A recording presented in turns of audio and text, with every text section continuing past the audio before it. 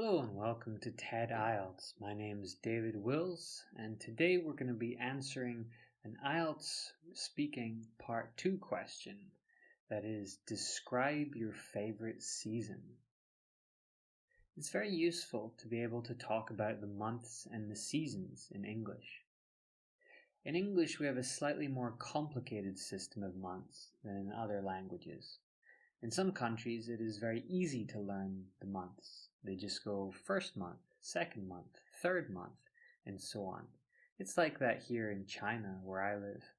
However, in English, all of our months actually have unique names, and their origins are quite old and complicated. Unfortunately, you need to learn them all, and to be able to name them without too much hesitation.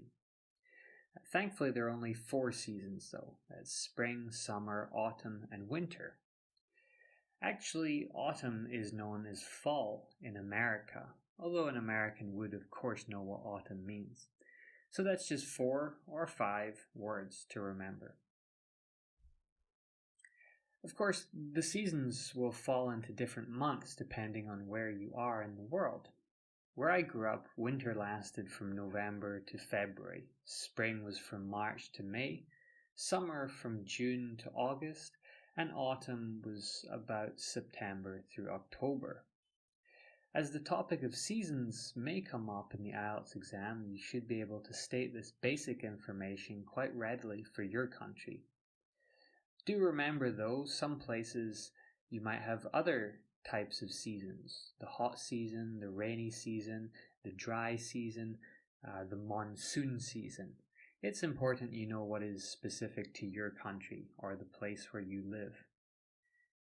When we're talking about seasons, we also need to be able to describe climate.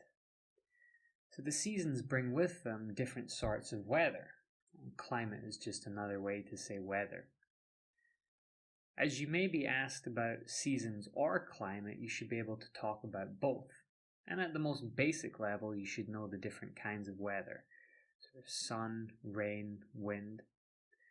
These, of course, would just get you a very low IELTS score. Instead, you should aim for a flexible and advanced grasp of language for describing seasons and climate.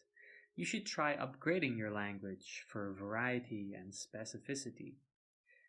For example, if we're talking about hot weather, we can use words like sweltering, roasting, boiling. In cold weather, we could talk about it being freezing or chilly. You can get more precise and talk about the temperature. It rarely gets above 15 degrees Celsius, or in summer it can reach 45 degrees Celsius. Of course, you may live in a place where they use Fahrenheit, and you can simply talk about the same temperatures in Fahrenheit. But where I live, we use Celsius.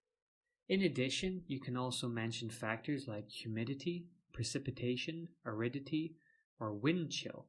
All of this builds up to a more interesting and accurate description of the climate.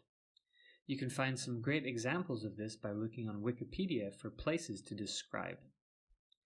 If I were to go to the link for my hometown, I would find some great language for describing climate. In addition to the actual weather, you should also be able to describe its effects, particularly its effects on you. This is something that's a bit overlooked, but nonetheless very important in describing weather. Think of it this way: how does weather make you feel? Go beyond the basics, happy or sad or uncomfortable, and think about its physical and mental effects. Let's look at some descriptions of how weather affects people. My teeth are chattering means I'm very cold. I'm drenched means I'm very wet. I'm sweating like crazy means I'm very hot.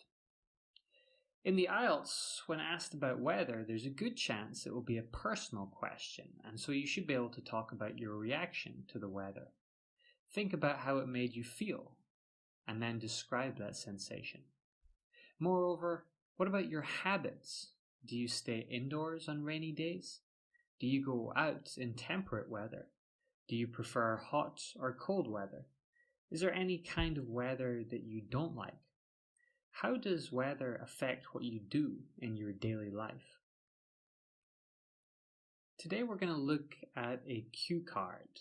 That is the piece of paper you're given in IELTS Speaking Part 2 with the information you should discuss with the examiner. R1, of course, is about seasons. It looks like this. Describe your favorite season. You should say what the season is and when it occurs, what the weather is like during this season, what your typical activities are during this season, and explain why it is your favorite season. In analyzing this question, you need to think about what vocabulary to use and also how long you can reasonably talk about each part of the question. I think this is actually quite a difficult question because there isn't that much to talk about. You could easily mention the month and the weather in just 10 or 20 seconds, and then you have to talk about your activities and reasons why you like it for another minute. So think of anything extra you'd like to add. You don't want to stray off topic, so anything you might say should be related to the material. You could talk about the effects of the weather on yourself or others, or anything related to those activities and the season. You may want to also mention any interesting facts or ideas about the season that you choose. Remember that making notes is vital to success in the IELTS Speaking Part 2. You can't write down too much because you only have 1 minute to prepare. So you should just note down some important vocabulary and structural ideas. Note down phrases that could help you to speak for longer, i.e. keywords to spark your memory. Practice this at home often and remember to time yourself with a watch or your phone. If you have any flashes of inspiration during that 1 minute of preparation time, note it down quickly and you can refer back to it later. But don't dwell on it too much. Your notes may look like this. That's all you really need. As long as you have important vocabulary and ideas to spark your imagination, you're all set. So here is my sample answer to the question. My favorite season is spring. Where I grew up, spring usually falls in the months of March and April, although depending on the year it may begin or end earlier or later. It is a brief season, but a pleasant one. People tend to be in a good mood during this time of year because it has a pleasant climate with mild weather. After a long cold winter, the warm spring temperatures are a welcome change. They rise to a range of between 15 and 25 degrees Celsius, which I think is much more pleasant than the freezing winter or sweltering summer. In the springtime, I do many things that are impossible in winter and uncomfortable in summer. I like to go outside and do activities like hiking and rock climbing. The spring weather is perfect for this because the high humidity is not yet set in.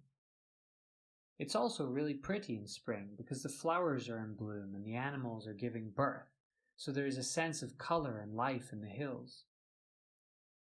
Moreover, spring in my country is pretty dry, and so you don't have to worry too much about carrying an umbrella.